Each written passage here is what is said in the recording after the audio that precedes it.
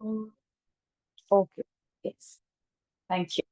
അപ്പൊ ലില്ലി ഒരു university student ആണ്, PhD ആണ് ചെയ്തുകൊണ്ടിരിക്കുന്നത്. അപ്പൊ ലില്ലിക്ക് PhD ആയിട്ടുള്ള റിസർച്ച് പർപ്പസുമായിട്ട് ചെന്നൈയിലേക്ക് പോകേണ്ട ഒരു അവസരം ഉണ്ടായി. അവിടെ ഒരു നല്ലൊരു ഇൻഡസ്ട്രിയിൽ ലില്ലിയുടെ റിസർച്ച് പ്രോജക്റ്റുമായി ബന്ധപ്പെട്ട കാര്യത്തിനെ കുറിച്ച് ഡീറ്റെയിൽ ആയിട്ട് പഠിക്കാൻ വേണ്ടിയിട്ട് ഒരു അവസരം തന്റെ ഇൻസ്ട്രക്ടർ നൽകി. അപ്പം അത് പൂർത്തീകരിക്കാൻ വേണ്ടി, അല്ലെങ്കിൽ അത് കംപ്ലീറ്റ് ചെയ്യാൻ വേണ്ടി, അതിനെക്കുറിച്ച് കൂടുതൽ റിസർച്ച് ചെയ്യാൻ വേണ്ടി ലില്ലി പോവാൻ തയ്യാറെടുക്കുക.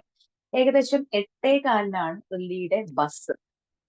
ഒരു 10 മണിക്കൂർ ജേർണി ഉണ്ട്. അപ്പൊ ലില്ലി എന്ത് ചെയ്യുന്ന വെച്ചാൽ ഒരു 7 മണിയാകുമ്പോഴേക്കും ബസ് പോയിന്റിൽ എത്തി. കാരണം ലില്ലിയുടെ വീട്ടിൽ നിന്ന് കുറച്ച് ദൂരെയാണ് ഈ ലോങ് ജേർണിക്കുള്ള ബസ് പോയിന്റ്.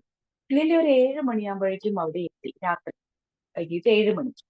7 മണിയാകുമ്പോഴേക്കും ഒരു 7:30, 7 മണി കഴിഞ്ഞു 7:30 ആയി. അപ്പൊ 7:30 ഈ ബസ് ബുക്ക് ചെയ്ത ഓഫീസിന് മുന്നിൽ ഇരിക്കുന്ന സമയത്ത് ലില്ലിക്ക് പെട്ടെന്ന് ഒരു ബുദ്ധിമുട്ട് ഫീൽ ചെയ്തു. വയറിന്റെ ഒക്കെ ഈ സൈഡിലേക്ക് വലതുവശത്ത് നിന്ന്, കാലിന്റെ വലതുവശത്ത് വല്ലാത്തൊരു വേദന, ഒരു ഫീൽ ചെയ്തു.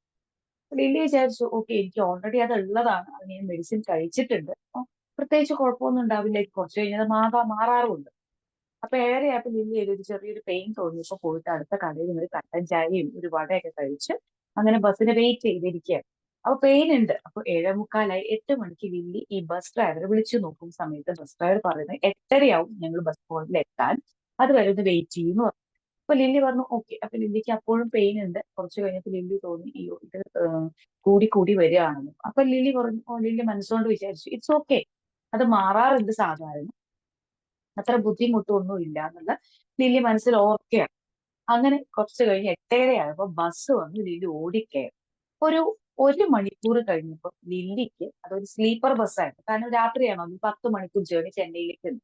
1 മണിക്കൂർ കഴിഞ്ഞപ്പോൾ ലില്ലിക്ക് കിടക്കാനും വയ്യ, ഇരിക്കാനും വയ്യാത്ത അവസ്ഥയിൽ വല്ലാത്ത പെയിന്, കാലിൽ നിന്നും വല്ലാത്ത പെയിന് വന്നു തുടങ്ങി. ലില്ലി പതുക്കെ അവിടെ എഴുന്നേറ്റിരുന്നു. പുറത്ത് കർട്ടൻ ഒന്ന് നീക്കിയിട്ട് അവിടെ പുറത്തേക്കൊന്ന് നോക്കിയപ്പോ കേരളം വിട്ടു പോയിട്ടില്ല.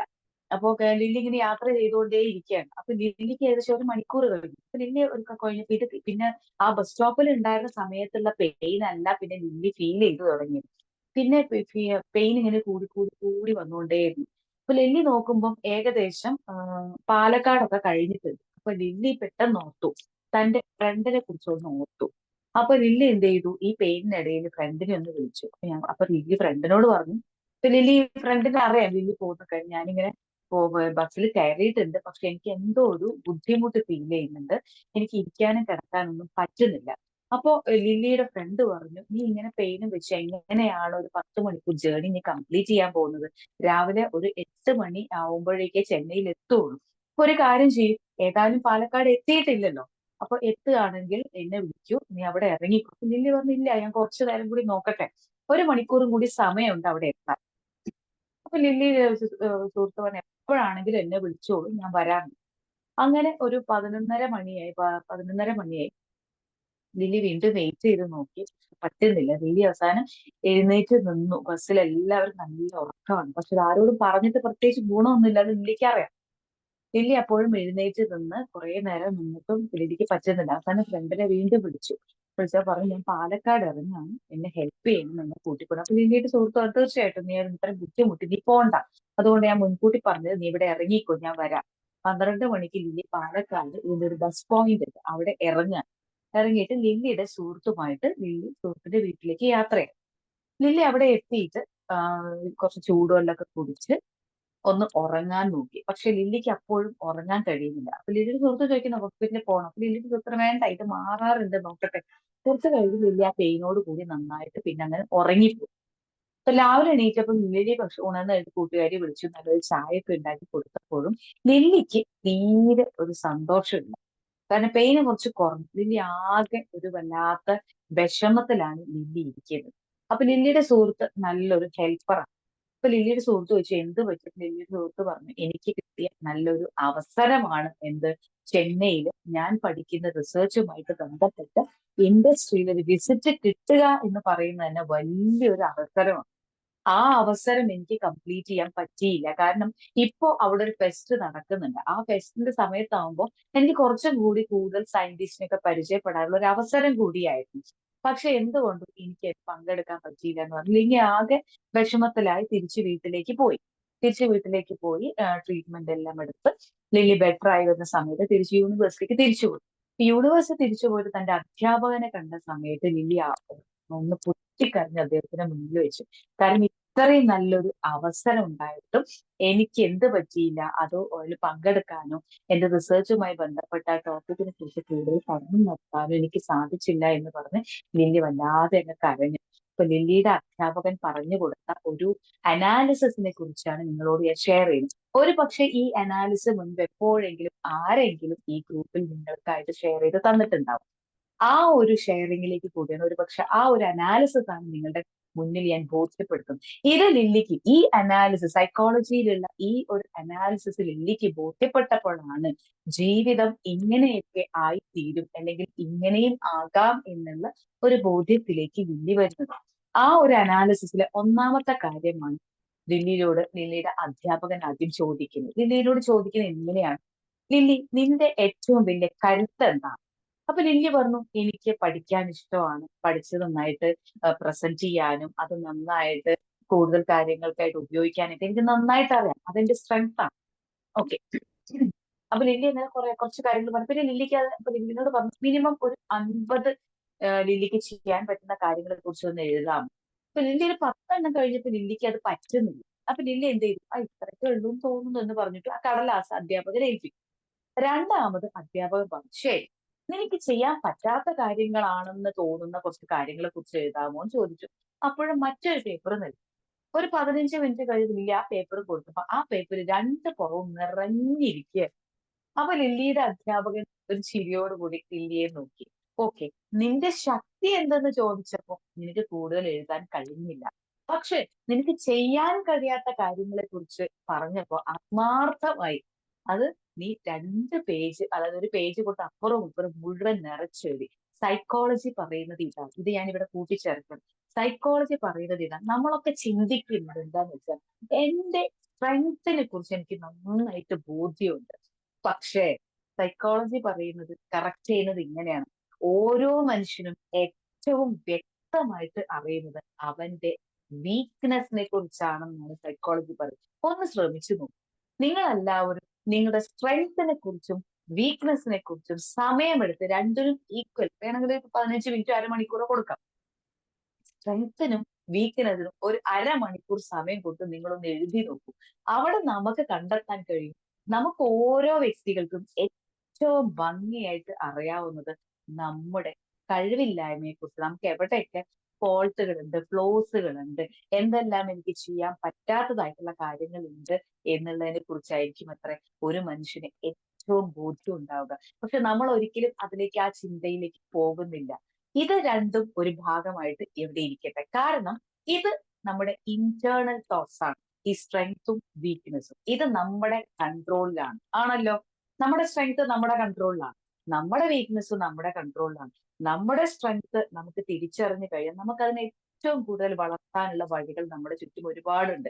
ഒരു പക്ഷെ നിങ്ങളുടെ സ്ട്രെങ്ത് ഓരോരുത്തരും തിരിച്ചറിഞ്ഞത് കൊണ്ടായിരിക്കാം ഇപ്പോഴും ബി മാജിക്കിൽ നിങ്ങൾ അത് കൂടുതൽ ബൂസ്റ്റ് ചെയ്യാനും നല്ല രീതിയിൽ വളർത്താനും ഇപ്പോഴും ബി മാജിക്കിൽ ഇരിക്കുന്നത്. എന്നാൽ നമ്മുടെ വീക്ക്നെസ്സിനെ കുറിച്ച് നമ്മൾ തിരിച്ചറിഞ്ഞു കഴിഞ്ഞാൽ അതിനെ നമ്മൾ ഏറ്റവും മിനിമൈസ് ചെയ്യാൻ എന്തൊക്കെ ചെയ്യാൻ പറ്റും എന്നോർത്ത് ഈ എഴുതി വെച്ചിരിക്കുന്ന കാര്യങ്ങളെ മിനിമൈസ് ചെയ്യാനുള്ള വഴികൾ കണ്ടെത്തി അതിനുവേണ്ടി പ്രവർത്തിക്കുക എന്ന് പറഞ്ഞു. ഇത് രണ്ടും നമ്മുടെ കൺട്രോളിലുള്ള കാര്യമാണ്. ഇത് പറഞ്ഞപ്പോ ലില്ലിക്കും വളരെ വ്യക്തമായിട്ട് കാര്യങ്ങൾ മനസ്സിലായി. ഇനി അടുത്തത് ലില്ലിയുടെ അധ്യാപകൻ പറഞ്ഞത് ഇങ്ങനെയാണ്, എന്നാൽ ഇത് രണ്ടുമല്ലാത്ത മറ്റ് 2 പോയിന്റുകളുണ്ട് ഈ അനാലിസിസ്. ഇത് രണ്ടും നമ്മുടെ കൺട്രോളിലുള്ള കാര്യമല്ല. അതിൽ ഒന്നാമത്തെ കാര്യം അവസരങ്ങളാണ്, ഓപ്പർച്യൂണിറ്റീസ്. അതെ, ലില്ലിക്ക് നല്ലൊരു ഓപ്പർച്യൂണിറ്റീസ് കിട്ടി. അത് അധ്യാപകരുടെ സഹായത്തോടു കൂടി ഒരു മിറാക്കിൾ പോലെ ലില്ലിയുടെ അടുത്തേക്ക് വന്നു ചേർന്ന ഒരു അവസരമാണ്. ആ അവസരം ലില്ലി ഉപയോഗിക്കാനായി തയ്യാറെടുക്കുകയും ചെയ്തു. കാരണം അവസരങ്ങൾ നമ്മുടെ കൺട്രോളിൽ എപ്പോഴാണ് നമ്മുടെ മുന്നിലേക്ക് ഒരു അവസരം കടന്നു വരിക എന്ന് നമുക്ക് പറയാൻ പറ്റില്ല. അപ്പൊ അത് നമ്മുടെ കൺട്രോളിലുള്ള കാര്യമല്ല. പക്ഷെ ഈ കൺട്രോളിലില്ലാത്ത കാര്യത്തെ കൂടുതൽ നന്നായി വിനിയോഗിക്കാൻ നമുക്ക് മറ്റു 2 കാര്യങ്ങൾ മുമ്പ് പറഞ്ഞതുപോലെ സ്ട്രെങ്ത്തും വീക്ക്നെസ്സും ശ്രദ്ധിച്ചാൽ ഈ ഓപ്പർച്യൂണിറ്റീസ് നമ്മൾ പറയാറില്ലേ, ഒരു ഭാഗ്യം കൊണ്ട് നമുക്ക് കിട്ടിയ ഒരു ലക്കായിരുന്നു. അതായത് അവസരങ്ങൾ എപ്പോഴാണ് നമ്മുടെ മുന്നിൽ അവതരിക്കുക എന്ന് നമുക്ക് പറയാൻ പറ്റില്ല. അപ്പൊ ഈ അവസരങ്ങൾ നമ്മുടെ കൺട്രോളുള്ള കാര്യമില്ല എന്ന് ഓർക്കുക. എന്നാൽ അതിന്റെ അപ്പുറത്ത് ഒരു കാര്യം കൂടി അനാലിസിസിലുണ്ട്. That is the threat. അതായത് എന്തൊക്കെ നല്ല കാര്യങ്ങൾ നടക്കുമ്പോഴും നമ്മൾ എന്ത് പ്രതീക്ഷയിലും നന്നായി സന്തോഷത്തോടെ മുന്നോട്ട് പോകുമ്പോഴും അവിടെ നമ്മളുടെ മുന്നിൽ ഭീഷണികൾ ഉണ്ടെന്ന് നമ്മൾ എപ്പോഴും ഓർക്കുക എന്ന് ഈ ഒരു അനാലിസിസ് പറയുന്നു. ഈ അനാലിസിസിനെ കുറിച്ച് ആർക്കെങ്കിലും പറയാമോ മുഴുവനായിട്ട് തിരിച്ചറിഞ്ഞെങ്കിൽ? ഒരുപക്ഷെ നിങ്ങൾ ഈ പ്ലാറ്റ്ഫോമിൽ കേട്ടിട്ടുണ്ടാകും എന്നാണ് എന്റെ ഒരു പ്രതീക്ഷ. കേട്ടിട്ടില്ല? മാം SWOT അനാലിസിസ് അല്ലേ? അതാണ് SWOT അനാലിസിസ്. ആരാ പറഞ്ഞത്? ഞാനാ Rosalin. Okay Rosalin, thank you. അതായത് SWOT അനാലിസിസ് എന്ന സൈക്കോളജിയിലെ ഏറ്റവും പ്രമുഖമായ ഒരു തിയറിയെ കുറിച്ചാണ് ഞാൻ പറഞ്ഞത്. അപ്പൊ അധ്യാപകൻ പറഞ്ഞു കൊടുത്തത് ഇതാണ് ലില്ലിക്ക്. You have the strength and you know that. അത് ബൂസ്റ്റ് ചെയ്യുക. നമുക്ക് നമ്മുടെ വീക്ക്നെസിനെ കുറിച്ച് അറിയാം, അത് മിനിമൈസ് ചെയ്യുക. ഇത് രണ്ടും നമ്മുടെ കൺട്രോളിലുള്ള കാര്യമാണ്. സോറി. പക്ഷേ മൂന്നാമതായിട്ടുള്ള കാര്യം ഓപ്പർച്യൂണിറ്റി, അവസരങ്ങൾ എപ്പോഴാണ് നമ്മുടെ മുന്നിൽ അവതരിക്കാന്നറിയും. ഇപ്പൊ അവസരങ്ങൾ നിങ്ങളുടെ മുന്നിലുണ്ട്, പക്ഷെ എത്ര പേര് വീഡിയോ ഒക്കെ ഓൺ ചെയ്ത് അതൊക്കെ യൂസ് ചെയ്യുന്നുണ്ട്? ഇല്ല, നമ്മുടെ കൺട്രോളിലുള്ള കാര്യമില്ല. പക്ഷെ നമുക്കത് യൂസ് ചെയ്യാനുള്ള അവസരങ്ങളുണ്ട്. എന്നാൽ അതിൽ ത്രെട്ടുമുണ്ട്. ഏതൊരു കാര്യത്തിൽ ഇറങ്ങി പുറപ്പെടുമ്പോഴും നമ്മൾ മനസ്സിലാക്കേണ്ട കാര്യം ഇതാണ്. ഈ ത്രെട്ട് ലില്ലിയുടെ മുന്നിൽ അവതരിച്ചപ്പോ ലില്ലിക്ക് അത് മാനേജ് ചെയ്യാൻ പറ്റിയില്ല എന്നുള്ളതാണ് കാര്യം. ഒരു അവസരം നന്നായിട്ട് ലില്ലിയുടെ അധ്യാപകൻ ഒരുക്കി കൊടുത്തു. പക്ഷെ പോകുന്ന വഴിക്ക് അതെങ്ങനെ ആ ത്രെട്ട്, എനിക്ക് മുന്നിൽ ത്രെട്ട് വരാം എന്ന് ലില്ലി ഒരിക്കലും ഓർക്കുന്നില്ല. ലില്ലി വീണ്ടും ഡിപ്രഷനിലേക്ക് പോകുന്ന ഒരു അവസ്ഥയിലേക്ക് പോയി. എനിക്കിത് ചെയ്യാൻ പറ്റിയില്ല, ഒരു അവസരം കിട്ടിയിട്ട് പോലും എനിക്കത് വേണ്ട രീതിയിൽ കൈകാര്യം ചെയ്യാൻ പറ്റിയില്ല. പക്ഷെ അപ്പോഴാണ് ലില്ലി തിരിച്ചറിയുന്നത് തന്റെ ബാഗ്, താങ്ക് യു നദീറ, അപ്പോഴാണ് ലില്ലി തിരിച്ചറിയുന്നത് തന്റെ ബാഗിൽ ഒരു സാധനം ഇരിപ്പുണ്ടായിരുന്നു. പെട്ടെന്ന് അധ്യാപകന്റെ മുന്നിൽ തിരിച്ചറിയുമ്പോൾ ലില്ലി വേഗം ബാഗ് തുറന്ന് അത് തപ്പി നോക്കുകയാണ്. ബാഗ് മുഴുവൻ തപ്പി നോക്കി ഒരു സ്ട്രിപ്പ് അതിലിരിക്കുന്നത്. അതാണ് നമ്മുടെ വെട്ടുമാറാൻ ഗുളിക. ഈ ഗുളിക കയ്യിൽ ഉണ്ടായിരുന്നിട്ട് പോലും ലില്ലിക്ക് എന്ത് ചെയ്തില്ല? ആ ത്രെട്ട് വന്നപ്പോ ആ സമയത്ത് വേണ്ട രീതിയിൽ ഉപയോഗപ്പെടുത്തണം എന്നൊരു ബോധം ലില്ലിക്ക് തെളിഞ്ഞില്ല എന്നാണ്. ലില്ലി ഉടനെ എന്ത് ചെയ്തു? അധ്യാപകനോട് ചോദിച്ചു, തന്റെ ഡോക്ടറെ ഒന്ന് വിളിച്ചു ചോദിച്ചു, ഡോക്ടർ എന്റെ കയ്യിൽ ഈ ഗുളിക ഉണ്ടായിരുന്നു, അത് ഇതിന് ഉപയോഗിക്കാമായിരുന്നല്ലോ. അപ്പൊ ലില്ലി പണ്ട് എപ്പോഴോ ആവശ്യത്തിന് വാങ്ങി വെച്ചതാണ്. ഡോക്ടർ പറഞ്ഞു, പിന്നെ എന്തുകൊണ്ട് അത് ഉപയോഗിച്ചില്ല? ഇവിടെയാണ് നമ്മുടെ വിഷയം. അതായത് നമുക്കൊരു ത്രെട്ട് ഉണ്ടാവുമ്പോൾ നമ്മൾ ആകെ, ഇവിടെ ലില്ലി ആകെ ഭയപ്പെട്ടു പോയി. വലിയ ഭയം മാത്രമല്ല, കംപ്ലൈന്റ് ആണ്. എനിക്കിത് പറ്റിയില്ല, എനിക്ക് പോകാൻ പറ്റിയില്ല. എനിക്ക് അവസരം ഉണ്ടായി, ഓപ്പർച്യൂണിറ്റീസ് വീണ്ടും വന്നു. കാരണം ചെന്നൈയിൽ എത്തുന്നത് മുന്നേ ലില്ലിക്ക് പെട്ടെന്ന് മനസ്സിലൊരു തോട്ട് വന്നു. എന്ത്? തന്റെ സ്ട്രെങ്ത് ആണത്. ആരെങ്കിലും ഒന്ന് വിളിച്ചു നോക്കാം, തന്റെ ഫ്രണ്ടിനെ വിളിച്ചു നോക്കാം. അപ്പോഴും തന്റെ ബ്ലെസ്സിങ്ങിനെ കുറിച്ച് ലില്ലി ഓർത്തില്ല. എന്റെ ഫ്രണ്ട് വന്നെന്നെ കൂട്ടിക്കൊണ്ടുപോയില്ല, ഞാൻ ഇത് വെച്ച് ചെന്നൈയിൽ പോയിരുന്നല്ലോ, പോയിരുന്നെങ്കിൽ എന്ത് സംഭവിക്കുമായിരുന്നു? ലില്ലി അവിടെ കംപ്ലൈന്റ് മാത്രമേ പറഞ്ഞുള്ളൂ. കാരണം എനിക്കിത് പറ്റിയേയില്ല. അതായത് ഇത് ലില്ലിയുടെ വീക്ക്നെസ് ആണ്. ഇത് ഈ ഓപ്പർച്യൂണിറ്റിയിലും തനിക്ക് അവസരങ്ങളുണ്ട് എന്ന് തിരിച്ചറിയാൻ കഴിഞ്ഞില്ല എന്നുള്ളത് എന്റെ വീക്ക്നെസ് ആണ് ലില്ലി തിരിച്ചറിയാൻ. അപ്പൊ ഇത്തരത്തിലുള്ള ത്രെട്ടുകൾ നമ്മുടെ ജീവിതത്തിൽ ഉണ്ടാകാം. നമ്മളിപ്പോ വളരെ സമാധാനമായിട്ട് മുന്നോട്ട് പോകുന്ന ഒരവസ്ഥയായിരിക്കും. ജോലിയിലായിരിക്കുമ്പോഴും കുടുംബത്തിലായിരിക്കും നമ്മൾ സമാധാനമായിട്ട് പോകുമ്പോൾ നമ്മൾ ഇങ്ങനെ സ്മൂത്ത് ആയിട്ട് അങ്ങ് പോകും. അപ്പൊ നമ്മൾ പോസിറ്റീവായിട്ട് ചിന്തിക്കുന്ന ആൾക്കാരൊക്കെയാണ് നമുക്ക് ചിന്തിക്കുന്നുണ്ട്. പക്ഷെ ഒരു അവസരം വരുമ്പോ, ഈ ഒരു ത്രെട്ട് വരുമ്പോ, അയ്യോ ഇത് സംഭവിച്ചുവല്ലോ എന്ന രീതിയിൽ ചിന്തിക്കുന്നത്. കാരണം അത് നമ്മുടെ കയ്യിലുള്ള കാര്യമില്ല. നമ്മുടെ മുന്നിൽ വരുന്ന ഇത്തരം അവസരങ്ങൾ എപ്പോഴും കാണേണ്ടത് നമ്മുടെ ഉള്ളിൽ നിന്നായിരിക്കണം. പോകുന്ന വഴിക്ക് എന്തും സംഭവിക്കാം. ഞാൻ പോകുന്ന വഴിക്ക് എന്ത് വേണമെങ്കിലും സംഭവിക്കാം. പോകാൻ പറ്റിയില്ല, പാലക്കാട് എത്തുമ്പോഴേക്കും ലില്ലി അവിടെ ഇറങ്ങുകയാണ്. അപ്പൊ ഇതാണ് SWOT അനാലിസിസിന്റെ പ്രത്യേകത. SWOT അനാലിസിസ് രണ്ടായിട്ടിരിക്കാം. അതായത് SW, സ്ട്രെങ്ത്തും വീക്ക്നെസ്സും നമ്മുടെ ഇന്റേണൽ കൺട്രോളിലുള്ളതാണ്, നമ്മുടെ കൺട്രോളിലുള്ള കാര്യമാണ്. പക്ഷെ ഓപ്പർച്യൂണിറ്റീസും ത്രെട്ടും നമ്മുടെ കൺട്രോളിലുള്ള കാര്യമല്ല. എപ്പോ വേണമെങ്കിലും പുതിയ പുതിയ അവസരങ്ങൾ നമ്മളെ തേടി വരാം. എപ്പോ വേണമെങ്കിലും ത്രെട്ടും നമ്മുടെ മുന്നിൽ വരാം. ഇപ്പൊ നമ്മളെല്ലാവരും ഒരു ഗെറ്റ് ടുഗദറിൽ എന്താ എല്ലാവരും ഉണ്ടായിരുന്നു, അവിടെ ഓപ്പർച്യൂണിറ്റികൾ ഉണ്ടായിരുന്നു.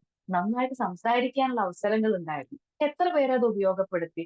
അവിടെ ഒരുപാട് കാര്യങ്ങൾ പഠിക്കാനുണ്ടായിരുന്നു. എത്ര പേരത് ഉപയോഗപ്പെടുത്തി? കിട്ടിയ അവസരം അവിടെ നമ്മളന്ന് ബിമാജിക്കിൽ ഒത്തുകൂടിയപ്പം ആ പ്ലാറ്റ്ഫോമിൽ ഒരുപാട് ഓപ്പർച്യൂണിറ്റീസ് ഓരോരുത്തർക്ക് ലഭ്യമായതാണ്.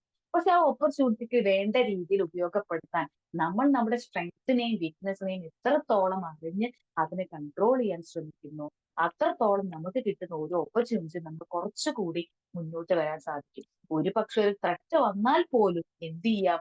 അതിനെ കൺട്രോൾ ചെയ്യാൻ നമ്മളെ കയ്യിലുള്ള കാര്യമല്ല നമുക്ക് വരുന്ന ഓരോ അവസരങ്ങളും, ഓരോ ത്രെറ്റുകളും. പക്ഷേ അവിടെ സ്ട്രെങ്ത്തും വീക്ക്നെസ്സും തിരിച്ചറിഞ്ഞ് വേണ്ട രീതിയിൽ സ്ട്രെങ്ത്തിനെ ബൂസ്റ്റ് ചെയ്യുകയും വീക്ക്നെസ്സിന് വേണ്ട രീതിയിൽ മിനിമൈസ് ചെയ്യുകയും ചെയ്യുമ്പോൾ കിട്ടുന്ന അവസരങ്ങളെ വ്യക്തമായി ഉപയോഗപ്പെടുത്താനും മുന്നിൽ വരുന്ന ത്രെട്ടുകളെ വേണ്ട രീതിയിൽ മനസ്സാന്നിധ്യത്തോട് ഉപയോഗപ്പെടുത്താൻ കഴിയും എന്നാണ് SWOT അനാലിസിസ് പറയുന്നത്. ഇത് പറഞ്ഞപ്പോ ലില്ലി ഓർക്കുകയാണ്, തന്റെ കയ്യിൽ അതിന് വേണ്ട മെഡിസിൻ ഉണ്ടായിരുന്നിട്ട് പോലും അത് വേണ്ട രീതിയിൽ ചിന്തിക്കാനോ അത് ഉപയോഗപ്പെടുത്താനോ ആ ഘട്ടത്തിൽ എനിക്ക് സാധിച്ചില്ല.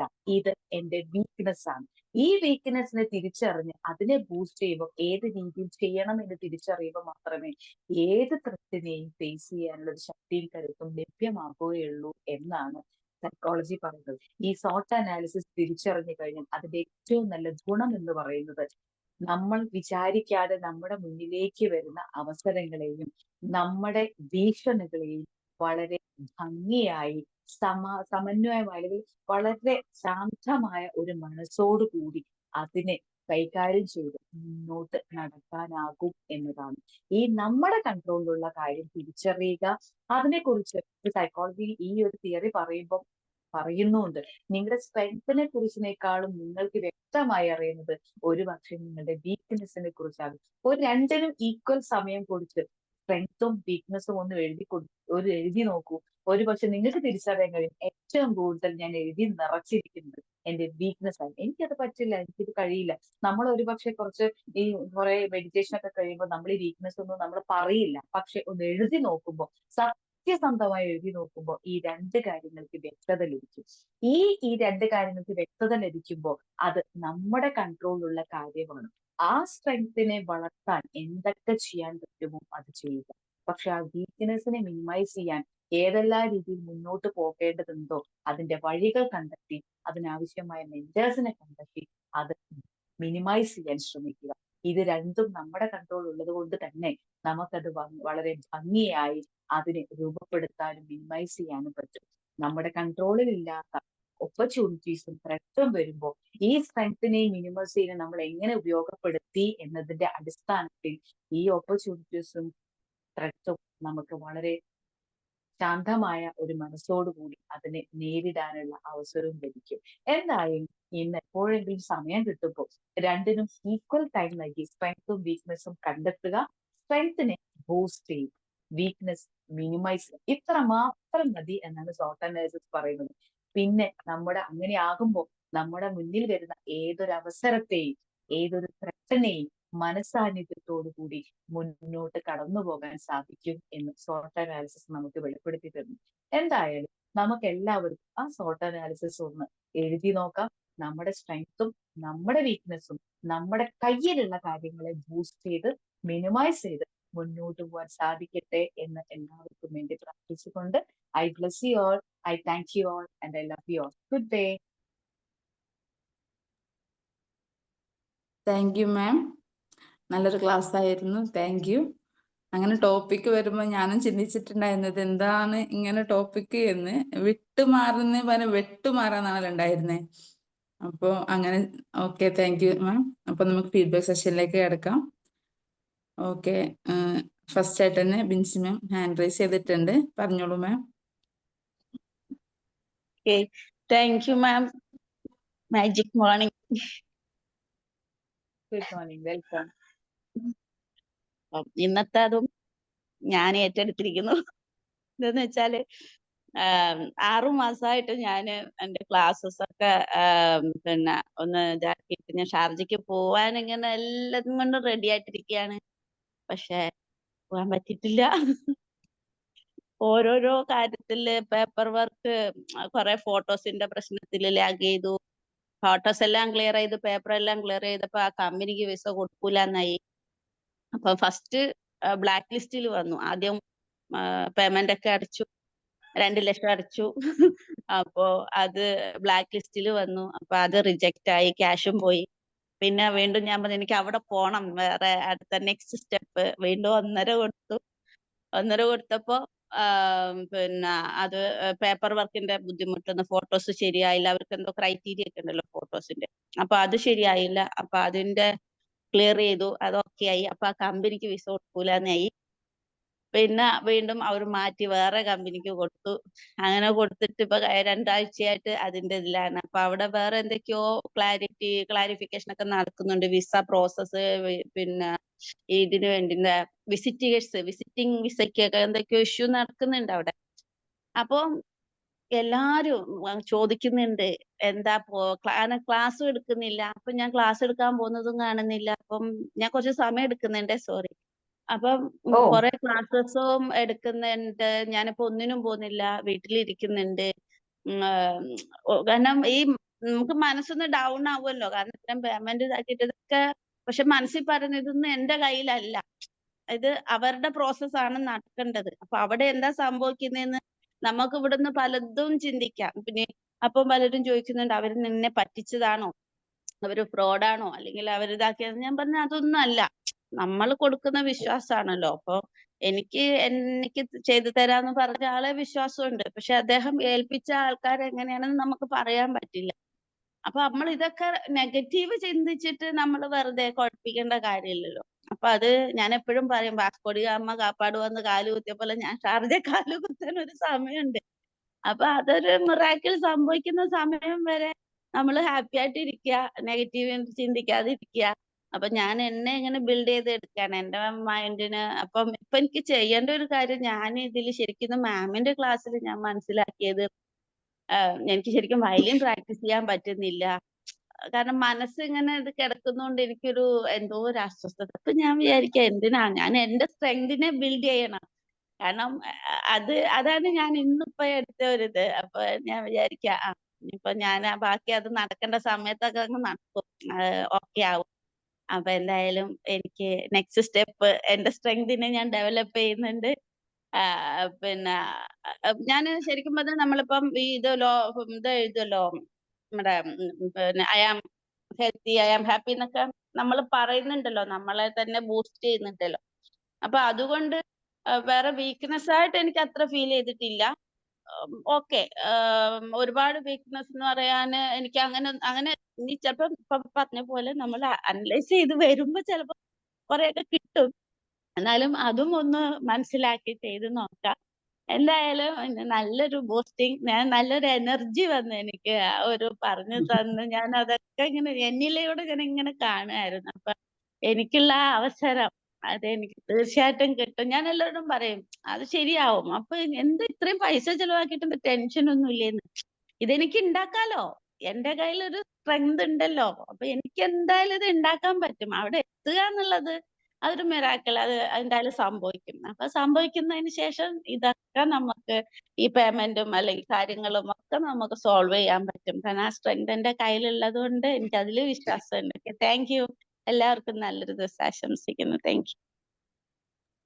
Okay, great ബിൻസിൻ. എന്തായാലും ഇതുകൊണ്ട് ഒരു ഉപകാരം ഉണ്ടായി എന്ന് ബിൻസിൻ പറഞ്ഞതിൽ ഒരുപാട് സന്തോഷം. കാരണം എന്റെ സ്ട്രെങ്ത്തിന് തിരിച്ചറിയും, ഞാൻ നല്ലൊരു വയലിനിസ്റ്റ് ആണ്. അപ്പം അത് ആ ഉദ്ദേശത്തിലാണ് ഞാൻ പോകുന്നെങ്കിൽ ഇപ്പൊ ഒരുപാട് സമയം കിട്ടുന്നുണ്ട്. അപ്പൊ ആ കിട്ടുന്ന സമയത്ത് എന്റെ സ്ട്രെങ്ത് എന്താണോ അതിനെ ബൂസ്റ്റ് ചെയ്ത് ഇതിന്റെ ഇടയിൽ എന്തെങ്കിലും നമുക്ക് മനസ്സിൽ, തീർച്ചയായിട്ടും നമ്മളൊക്കെ മനുഷ്യന്മാരാണ്, നമുക്ക് വിഷമങ്ങൾ തോന്നും.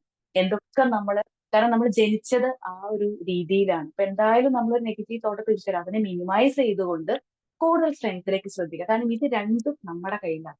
പക്ഷെ ഈ ഓപ്പർച്യൂണിറ്റി പറഞ്ഞു വരുന്നത് എപ്പോഴാണ് ശരിയാവും നമ്മുടെ കൺട്രോളിലുള്ള കാര്യമല്ല. നമുക്ക് ആഗ്രഹിക്കാം, അവിടെ ആ ഓപ്പർച്യൂണിറ്റീസ് വേണ്ടി കാത്തിരിക്കുക. പക്ഷെ അതിലും ത്രെറ്റുകൾ വന്നു, ഒരുപാട് ത്രെറ്റുകൾ വന്നു. അപ്പൊ അതിനെ തിരിച്ചറിയുക, അതിന് കംപ്ലൈന്റുകൾ ഇല്ലാതെ അതിനെ സ്വീകരിച്ചുകൊണ്ട് നമ്മുടെ കൺട്രോളിലുള്ള കാര്യത്തെ കൂടുതൽ ബൂസ്റ്റ് ചെയ്യുക. All the best.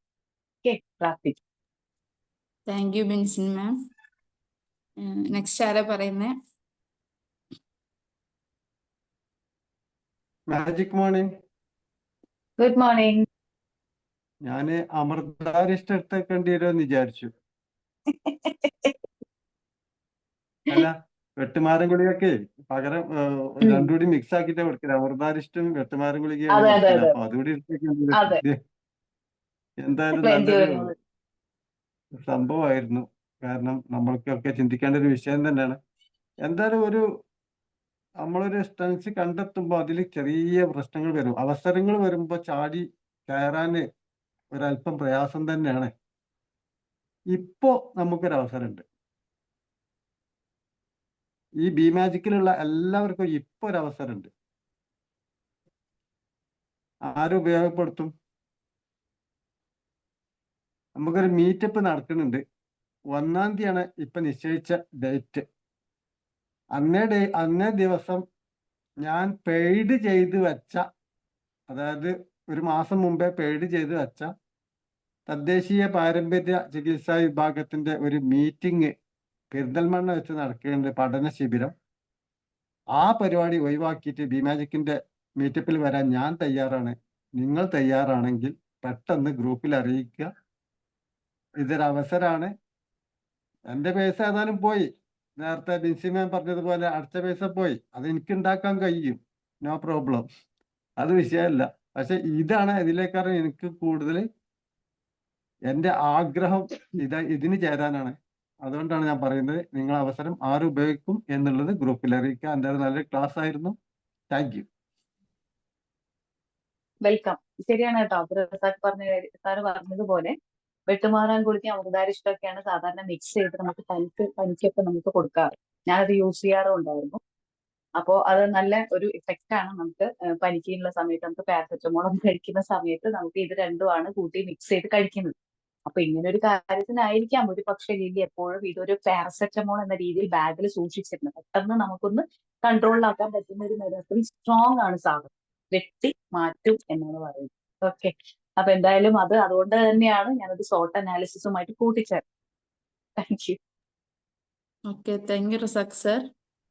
Next Sajan sir പറഞ്ഞോളൂ. Magic morning. പ്രണമം. Good morning. Good morning. നല്ലൊരു സെഷൻ ആയിരുന്നു. നമുക്ക് നല്ലൊരു വെട്ടുമാരൻ ഗുളിക കഴിച്ചൊരു ഫീൽ കിട്ടിയിട്ടുണ്ട്. എന്തായാലും ഞാൻ ഈ സോട്ട് അനാലിസിസ് നമുക്ക് എഴുതാന്ന് പറഞ്ഞു മേഡം. എഴുതാന്ന് പറഞ്ഞു കഴിഞ്ഞാൽ എഴുതിയെങ്കിൽ തന്നെയാണ് ശരിക്കും നമുക്കത് നമ്മുടെ വീക്ക്നെസ് അറിയാനും ഓരോ ദിവസവും അത് എഴുതിയത് നമുക്ക് വെട്ടാനും പറ്റണം. അത് എൻ്റെ നിന്ന് ഒഴിവായി നമുക്കത് നമ്മുടെ സ്ട്രെങ്ത് ആയി മാറി എന്നുള്ളത് കാണാനും പറ്റണം. ശരിക്കും അത് എഴുതി വെക്കുമ്പോൾ നമുക്കതിലെ ഓരോ പോയിന്റുകളും ഞാൻ എൻ്റെ ഈ വീക്ക്നെസ്സിൽ നിന്ന് ഞാൻ മാറി ഓൾറെഡി ഞാൻ സ്ട്രെങ്ത് ആക്കി എടുത്തിട്ടുണ്ട് എന്നുള്ള അറിയാൻ പറ്റും.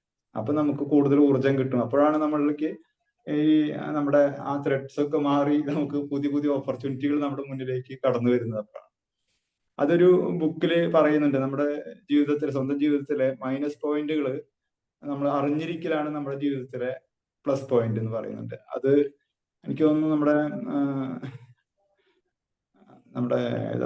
ബുക്ക് എനിക്ക് കറക്റ്റ് ആയിട്ട് ഓർമ്മ വരുന്നില്ല. ആ ബുക്ക് വളരെ വ്യക്തമായിട്ട് പറയുന്നുണ്ട്, നമ്മുടെ മൈനസ് പോയിന്റുകൾ നമ്മൾ അറിഞ്ഞിരുന്നാൽ തന്നെ നമുക്ക് മാറാൻ പറ്റും എന്നുള്ളത്. നല്ലൊരു ക്ലാസ് ആയിരുന്നു. Thank you madam. Welcome Shajan. Thank you. Shajan പറഞ്ഞ കാര്യം വളരെ അർത്ഥവത്തായിട്ടുള്ള ഒരു കാര്യമാണ്. നമ്മുടെ വീക്ക്നെസ്സിനെ കുറിച്ച് അറിയുന്നത് വളരെ നല്ല കാര്യമാണ്. നമ്മൾ ചിന്തിക്കുമ്പോൾ നമ്മളിപ്പോ ഒരുപാട് ക്ലാസ്സുകളൊക്കെ അറ്റൻഡ് ചെയ്യുമ്പോൾ നമ്മൾ ഒരിക്കലും എനിക്ക് വീക്ക്നെസ് ഒന്നുമില്ല, വളരെ കുറച്ച് വീക്ക്നെസ് ഉള്ളു. പക്ഷെ ഒന്ന് എഴുതി നോക്കുമ്പോൾ എനിക്ക് ഇത്ര വീക്ക്നെസ് ഒക്കെ ഉണ്ട്. അപ്പോഴാണ് നമ്മുടെ ഉള്ളിന്റെ ഉള്ളിൽ നിന്ന് ഇങ്ങനെ പുറത്തു വരാൻ തോന്നി, എനിക്ക് അത് പറ്റിയിട്ടില്ല, എനിക്ക് ഇത് പറ്റില്ല. നമ്മൾ പക്ഷെ സത്യസന്ധമായിട്ട് ചെയ്യണം കേട്ടോ. സമയമെടുത്ത് 1-2 ദിവസം എടുത്തും സത്യസന്ധമായിട്ട് എഴുതി അത് റിയലൈസ് ചെയ്യുമ്പോൾ, അതിനെ മിനിമൈസ് ചെയ്യുമ്പോഴാണ് അതിന്റെ ഭംഗി. നേരെ മറിച്ച് അത് മിനിമൈസ് ചെയ്ത് തുടങ്ങുമ്പോഴേ സ്ട്രെങ്ത്തുകൾ ഇങ്ങനെ കയറി വരുന്നു തുടങ്ങുന്നത് നമുക്ക് ഫീൽ ചെയ്യാൻ പറ്റും. Okay, thank U. Thank you Shajan sir. Next ആരാ പറയുന്നത്? Sujith sir. Magic morning madam. Good morning. നല്ലൊരു ടോപ്പിക്. എന്തായാലും മാഡത്തിന് ആ ഒരു സോർട്ട് അനാലിസിസ് നമുക്ക് നമ്മുടെ വീക്ക്നെസ്സിനെ, ഷാജ് സാർ പറഞ്ഞ പോലെ തന്നെ നമ്മുടെ വീക്ക്നെസ് എന്താണെന്നുള്ളത് കാര്യമായിട്ട് നമുക്കത് എക്സ്പോസ് ചെയ്യാം. അല്ലെങ്കിൽ നമ്മുടെ വീക്ക്നെസ് മറ്റുള്ളവർ പറയുന്നത് കേൾക്കാൻ നമുക്ക് ഭയങ്കര ദേഷ്യമുള്ള കാര്യമാണ്. നമുക്ക് ഒരു ഈഗോ ഹെർട്ടാവും. അങ്ങനെ അപ്പൊ നമുക്കത് പുറത്തോട്ട് നമ്മൾ എക്സ്പ്രസ് ചെയ്യില്ല, പക്ഷെ നമ്മുടെ ഉള്ളിൽ ഉണ്ടാവുകയും ചെയ്യും. അപ്പോൾ നമ്മൾ സെൽഫായിട്ട് അനലൈസ് ചെയ്ത് കണ്ടെത്തുക എന്ന് പറയുമ്പോൾ അതും ശരിക്കും പല ആൾക്കാർക്കും പറ്റാത്തൊരു കാര്യമാണ്. ഇത് നമ്മൾ കുത്തിയിരുന്ന് അതിനു വേണ്ടി ഡെഡിക്കേറ്റ് ആയിട്ട് ഇരുന്ന് കണ്ടുപിടിക്കുക തന്നെ വേണം. എന്തായാലും മാഡത്തിന്റെ ആ ഒരു എന്താണ് നമുക്കത് എത്രത്തോളം യൂസ്ഫുൾ ആയിട്ടൊരു ടിപ്സ് ആണ് ശരിക്കും. ഇവേ പിന്നെ അതിന് ശേഷം നമ്മുടെ പോസിറ്റീവ് ആയിട്ടുള്ള കാര്യങ്ങളെയും എഴുതിയിട്ട് എന്തായാലും എഴുതുമ്പോൾ അതിൻ്റെതായിട്ടുള്ളൊരു നമുക്ക് ആ പേപ്പർ വേറെ കാണിക്കരുതെന്നുള്ളൂ നമ്മള്. എന്നിട്ട് നമ്മള് അല്ലെ ആ പേപ്പർ ആവുന്നെങ്കിൽ അത് കേടുവരുത്തി കളയാം, നശിപ്പിക്കുക. എന്ന് വെച്ചാല് നമ്മൾ കുറെ കാര്യങ്ങളുണ്ടാവും നമ്മുടെ ഉള്ളില് കിടക്കുന്ന എന്താണ് കുറെ തെറ്റായ ചിന്താഗതികൾ, അല്ലെങ്കിൽ നമ്മുടെ മടി, അല്ലെങ്കിൽ നമ്മുടെ പാസ്റ്റ് നമ്മൾ ചിലപ്പോൾ ചെയ്ത തെറ്റുകൾ, അതെല്ലാം എഴുതാം അല്ലേ മാഡം? നമുക്ക് ആ ചില അങ്ങനെയുള്ള കാര്യം കൊണ്ട് ചിലപ്പോൾ കുറ്റബോധങ്ങളൊക്കെ ഉണ്ടാവും ചില കാര്യങ്ങളൊക്കെ. അതെല്ലാം എഴുതി അത് അതിനുശേഷം അത് മിനിമൈസ് ചെയ്യും. ഇനി അത് റിപ്പീറ്റ് ചെയ്യാണ്ടിരിക്കാനും അല്ലെങ്കിൽ അതിനെ മിനിമൈസ് ചെയ്യാനുമുള്ള വഴികൾ തന്നെ നമ്മൾ സ്വയം കണ്ടെത്തുക തന്നെ വേണം. ഓക്കെ, എന്തായാലും നല്ലൊരു സെഷൻ. എന്താ മാഡത്തിന്റെ എന്താ ക്ലാസ്സുകൾ എപ്പോഴും എന്തെങ്കിലുമൊക്കെ പുതിയ പുതിയ ഇത് കിട്ടും. പുതിയ പുതിയ എന്താ നെക്സ്റ്റ് എന്ത് ചെയ്യണം, അല്ലെങ്കിൽ എന്താണ് എവിടെ സ്റ്റക്കായി നിൽക്കുന്നത് ഉള്ള സമയത്തായിരിക്കും മാഡത്തിന്റെ ക്ലാസ്സുകൾ വരിക. ഇനി അത് ഭയങ്കര യൂസ്ഫുൾ ആണ്. Thank you madam. Welcome Sujith പറഞ്ഞ കാര്യത്തിലേക്ക് പറഞ്ഞപ്പോഴാണ്, സുജിത്ത് പറഞ്ഞപ്പോൾ നമ്മുടെ പാസ്റ്റിലുള്ള കാര്യങ്ങൾ ചിലപ്പോൾ നമ്മൾ എഴുതുമ്പോൾ അവിടെ നമ്മുടെ വീക്ക്നെസ് തിരിച്ചറിയും. ഓ, ഞാൻ പല ഫോർഗീവ്നെസ്സും മാജിക്കിൽ ചെയ്യുന്നുണ്ടെങ്കിൽ ഇപ്പോൾ ഇതൊക്കെ ഇവിടെ കിടപ്പുണ്ടല്ലേ, ഇത് എന്റെ ഒരു വീക്ക്നെസ് ആണ്, ഇത് പോയിട്ടില്ല. ഇത് എഴുതുമ്പോഴാണ് തിരിച്ചറിയാം ഇപ്പോഴും എനിക്ക് ചില കാര്യങ്ങൾക്ക് ഫോർഗീവ്നെസ് കൊടുക്കാനായിട്ടില്ല. അപ്പൊ ഇതെന്റെ വീക്ക്നെസ് ആണ്. അപ്പൊ അതിനൊരു മെന്ററെ കണ്ടെത്തി ഒന്നുകൂടി ശ്രമിച്ച് നമ്മളെന്ത് കുറച്ച് നമ്മൾ കാര്യങ്ങളൊക്കെ പഠിക്കുമ്പോൾ നമ്മുടെ മുകളിൽ ഒരു പുകമറയാണ് സൃഷ്ടിക്കുന്നത് ശരിക്കും പറഞ്ഞത്. അപ്പൊ അതിനൊന്ന് റിയലൈസ് ചെയ്യാൻ ഒരുപക്ഷെ തോട്ട് അനാലിസിസ് നമ്മൾ ഒരുപാട് ഹെൽപ്പ് ചെയ്യും. ഇതൊന്നും പറഞ്ഞ വഴി ആരോടും പറയാനല്ല, നമുക്ക് സ്വയം ഒന്ന് അനാലിസിസ് ചെയ്യാനുള്ള ഒരു വഴിയാണെന്ന് മാത്രം. Okay, thank U Suji. Thank you sir. Next ആരാ പറയുന്നേ? Hi, magic morning. Magic morning, good morning. നമ്മളെപ്പോഴും പറയും ഒരാളെ കൊണ്ടൊരു കാര്യം സാധിപ്പിക്കണമെങ്കിൽ അയാളെ വീക്ക്നെസ് നോക്കി പിടിച്ചാൽ മതിയെന്ന്. അപ്പൊ ആ കാര്യം സാധിച്ചെടുക്കാൻ പറ്റുന്നു പറയണ കേട്ടിട്ടുണ്ട്. ഓരോ മനുഷ്യനും ഉണ്ടാവും ഓരോ വീക്ക്നെസ്സുകൾ. അത് നമ്മളൊന്ന് അനലൈസ് നോക്കി നമ്മളത് നോട്ട് ചെയ്ത് വെക്കുകയാണെങ്കിൽ നല്ല ക്ലാസ് ആയിരുന്നു സാർ മാം. പിന്നെ സാക്ഷ് സാർ പറഞ്ഞ കാര്യം എനിക്കും പറയാനുള്ളത്, ഞങ്ങൾ അതിന്റെ ഉത്തരവാദിത്തപ്പെട്ട കുറച്ച് ആൾക്കാരായി പോയത് കൊണ്ട് ഞങ്ങൾക്കത് പറയാതിരിക്കാൻ പറ്റുന്നില്ല. ഞായറാഴ്ച നമ്മളെ മീറ്റപ്പ് വെച്ചിട്ടുണ്ട്. അപ്പൊ കുറെ ആയി നടത്തിയിട്ട്, മാമിന് ഓർമ്മ ഉണ്ടാവുമല്ലോ, നമ്മൾ അന്ന് കണ്ടതല്ലേ. അപ്പോ ഞായറാഴ്ച അതിന്റെ ഒരു പ്രോഗ്രാം വെച്ചിട്ടുണ്ട്. എല്ലാ ദിവസവും എല്ലാവർക്കും വേണ്ടി ജീവിക്കുക നമ്മള്, ഓരോ കാര്യങ്ങൾക്ക് വേണ്ടി. ജോലി തിരക്കായാലും ഫാമിലി പ്രോബ്ലംസ് ആയാലും എന്തായാലും എല്ലാറ്റിനും വേണ്ടി ഓടിപ്പോയ ഒരു ദിവസം നമുക്ക് വേണ്ടി നമ്മൾ മാറ്റി വെക്കുക. അപ്പൊ അന്നത്തെ ദിവസം നമുക്ക് എല്ലാവർക്കും കൂടി ഒന്ന് കാണാനും ഒന്ന് സന്തോഷം പങ്കിടാനും ഒക്കെ അതിന് വേണ്ടിയിട്ടുള്ള ഒരു ശ്രമമാണ്. അതുകൊണ്ടാണ് സൺഡേക്ക് വെച്ചത്. വർക്കിംഗ് ഡേയ്സിൽ വെക്കുമ്പോൾ ഓരോരുത്തർക്കും ഓരോ ജോലിയിൽ നിന്നൊക്കെ ലീവ്, ഇപ്പൊ ലാസ്റ്റ് ആകുമ്പോഴേക്ക് ഉള്ള ലീവ് മുഴുവൻ എടുത്തു കഴിഞ്ഞവരുണ്ടാവാം. ഞാനൊക്കെ 20 ലീവും എടുത്തു കഴിഞ്ഞു. ഒരു കൊല്ലത്തിൽ 20 ലീവാ. ഇനി ലീവ് എടുക്കുമ്പോ നമുക്ക് ക്യാഷ് പിടിക്കുന്ന ലീവാണ്. അപ്പൊ സൺഡേ വെക്കുമ്പോ നമുക്ക് അതൊക്കെ ഒരു ഉപകാരമായിട്ട് വരും. അപ്പൊ അതുകൊണ്ട് മാം എന്തായാലും വരണം, മാമിനെ പ്രത്യേകം ക്ഷണിക്കുന്നതാണ്. കൂടാതെ ഇതിലുള്ള ഓരോ അംഗങ്ങളും അന്നത്തെ ദിവസം അതിൽ പങ്കെടുത്ത് ആ ഒരു മീറ്റപ്പ് വിജയകരമാക്കി തരുവാൻ വേണ്ടി ഞാൻ അപേക്ഷിക്കുകയാണ് എല്ലാവരോടും. പിന്നെ അതുപോലെ തന്നെ വരുന്നുള്ളത് ഗ്രൂപ്പിലോ അല്ലെങ്കിൽ നമുക്ക് നേരിട്ടോ അറിയിച്ചോട്ടെ. അതാ ഞാൻ പറയാൻ പോവപ്പോ, ഞങ്ങൾ ഗ്രൂപ്പിൽ അതിന്റെ പോസ്റ്റർ ഒക്കെ തയ്യാറാക്കി ഇടും. അപ്പൊ ഒരു റിക്വസ്റ്റ് പറയണത്, എന്ത് മെസ്സേജ് ഗ്രൂപ്പിൽ ഇട്ടാലും യെസ് ഓർ നോ നമ്മൾ അതിനുള്ള മറുപടി കൊടുക്കുക എന്നുള്ളതാണ്. നമ്മളെ ഓരോരുത്തര് അതൊരു പേഴ്സണാലിറ്റിയാണ്. അത് നമ്മളൊരു മെസ്സേജ് ഇട്ട് അതിന് റിപ്ലൈ കൊടുക്കുക എന്നുള്ളത്. അപ്പോ ഗ്രൂപ്പിൽ ഈ ഒരു പോസ്റ്റർ തയ്യാറാക്കി ഇട്ട് കഴിഞ്ഞാൽ അതിൽ വരും എന്നുള്ള ആൾക്കാര് ഒന്ന് ഹാൻഡ് റൈസ് ചെയ്തിട്ട് ഒന്ന് മുന്നോട്ട് വരികയാണെങ്കിൽ നമുക്കൊരു സമാധാനമാണ്. കാരണം ആരൊക്കെ എത്തും, നമുക്കൊരു കണക്ക് വേണമല്ലോ. എന്തിനും നമുക്ക് എവിടെയും ആറ്റിക്കളഞ്ഞാലും അളന്ന് കളയണമെന്ന് പറയണ പോലെ നമുക്കൊരു എണ്ണം വേണം, എത്ര ആള് പങ്കെടുക്കും എന്നുള്ളതിന്റെ ചെറിയൊരു എമൗണ്ട് മാത്രമേ നമ്മൾ അതൊന്ന് പിരിവെടുക്കുന്നുള്ളൂ. കാരണം ഫുഡിന് വേണ്ടി മാത്രം. നമുക്ക് ഓഡിറ്റോറിയം കാര്യങ്ങളൊന്നും അല്ല, സേഫ് സാറിന്റെ ഓഫീസ് ആയതുകൊണ്ട് നമുക്ക് വാടകയൊന്നുമില്ല. അപ്പൊ എല്ലാവരും അതിന് തയ്യാറായി വരണം എന്ന് മാത്രം പറഞ്ഞുകൊണ്ട് okay, thank you so much. Thank you all. Okay, Sindhu ma'am പറഞ്ഞതിൽ ഞാൻ ഒരു കാര്യം കൂടി കൂട്ടിച്ചേർക്കുകയാണ്. ഞാൻ ഷോർട്ട് അനാലിസിസ് കൊണ്ട് ഉദ്ദേശിച്ചത് നമ്മുടെ സ്ട്രെങ്ത്തും വീക്ക്നെസ്സും കണ്ടെത്തുകയാണ് കേട്ടോ. നമ്മുടെ ആരുടെയും വീക്ക്നെസിന്റെ പിന്നാലെ പോണ്ട. അതൊരു കാര്യം എടുക്കാം. എന്താണ് ചിലപ്പോൾ അവരുടെ വീക്ക്നെസ് പിടിക്കുക എന്നുള്ളത്. ഓക്കെ, അപ്പൊ അതെന്തായാലും ശ്രമിച്ചു നോക്കുക. പീച്ചപ്പിൽ പറഞ്ഞ പോലെ മാക്സിമം പങ്കെടുക്കാൻ പറ്റുന്നവരൊക്കെ പങ്കെടുക്കുക. ഇപ്പൊ തന്നെ അതിനെക്കുറിച്ചൊന്ന് വിഷ്വലൈസ് ചെയ്യുക. അതിന് പങ്കെടുക്കണം എഴുതി വെക്കുക. ആഗ്രഹം ഉണ്ടെങ്കിൽ അത് എഴുതി വെക്കുക. അപ്പൊ അതിനുള്ള വഴികൾ നമുക്ക് തെളിയും. അതിൽ ഒരുപാട് പറഞ്ഞ പോലെ അതൊരു ഓപ്പർച്യൂണിറ്റിയാണ്. പക്ഷെ അതിന്റെ മുന്നിൽ ഒരുപാട് ത്രെട്ടുകളും നമ്മൾ പ്രതീക്ഷിക്കേണ്ടതുണ്ട്. എന്നാലും നമ്മൾ ആഗ്രഹിക്കുക. അത് ശരിയാണെങ്കിൽ തീർച്ചയായിട്ടും അത് ഓക്കെ, താങ്ക് യു റിസർച്ച് ഇന്നലെ രാത്രി ഞാൻ തീരുമാനിച്ചാട്ടോ, ഞാൻ നാളെ ഉണ്ടാവും. ഞാൻ ഉണ്ടാവും കേട്ടോ. സിദ്ധു ചേച്ചിനെ വിളിച്ചിട്ടുണ്ടായിരുന്നു. ഞാൻ നമ്മളെ ഗ്രൂപ്പിലുള്ള ഓരോരുത്തരെയും വിളിച്ചിരിക്കുന്നു. ഓരോരുത്തരെയും വിളിച്ചു ഇന്നലെ. അപ്പൊ ബഷീർ സാറ് ബോംബെ പോവാണ്. കൊറേ ആൾക്കാരെ ഞാൻ വിളിച്ചിരിക്കുന്നു. ഇനിയും വിളിക്കാണ്ട്. വിളിച്ചില്ല. സുജിത് സാറുണ്ട്, ബിൻസി മാം ഉണ്ട്, മണി സാറുണ്ട്. ബിൻസി മാമിന് പരാതി, എന്നെ വിളിച്ചിട്ടില്ലാന്ന്. അനൂപ് ഉണ്ടാവും. അനൂപ് വരാൻ പറഞ്ഞിട്ടുണ്ട്. പരമാവധി ആളുകൾ പങ്കെടുക്കുക. ഓപ്പർച്യൂണിറ്റിയാണ്, നമ്മളൊരു ഓപ്പർച്യൂണിറ്റിയാണ്. തീ കൂടെ നടക്കാൻ ഞാനില്ല. ഞാൻ പിടിച്ചുന്തി അതിനകത്തിടും. അത് പന്നാരി വെച്ച് മാത്രം നടത്തുള്ളൂ ഞങ്ങള്. അതിന് സൈറ്റ് ഇല്ല അവിടെ, അതിന് അവസരമില്ല. നിങ്ങൾ ഉണ്ടാക്കിയ ചെയ്യാൻ ഞാൻ റെഡിയാണ്.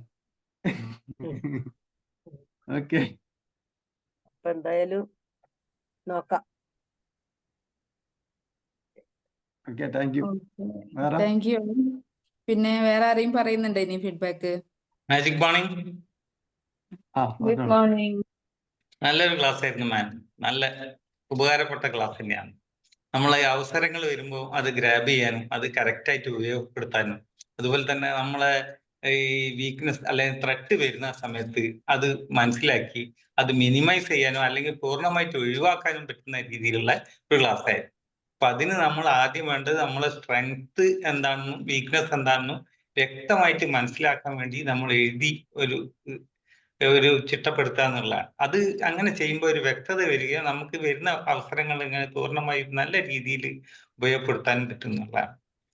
നല്ലൊരു എക്സാമ്പിൾ ആ വിട്ടുമാറാൻ ഗുളികയുടെ ആ ഒരു ഉദാഹരണത്തിലൂടെ നന്നായിട്ട് അത് പ്രസന്റ് ചെയ്തിട്ടുണ്ട്. Thank you very much.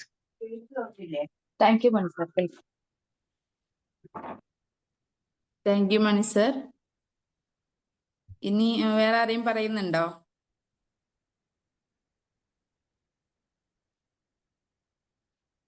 Okay, അപ്പോൾ നമുക്ക് ഏകദേശം ടൈം ആയിട്ടുണ്ട്. വേറെ ആരും പറയുന്നില്ലെങ്കിൽ നമുക്ക് സെഷൻ വൈൻഡ് അപ്പ് ചെയ്യാം. Thank you Praveena ma'am. Thank you all. Okay, have A nice day. Thank you. Thank you. Thank you ma'am. Thank you all. Thank you. Thank you. Thank you ma'am. Thank U. Thank you ma'am. Thank you. Thank you ma'am. Thank you ma'am. Thank you ma'am.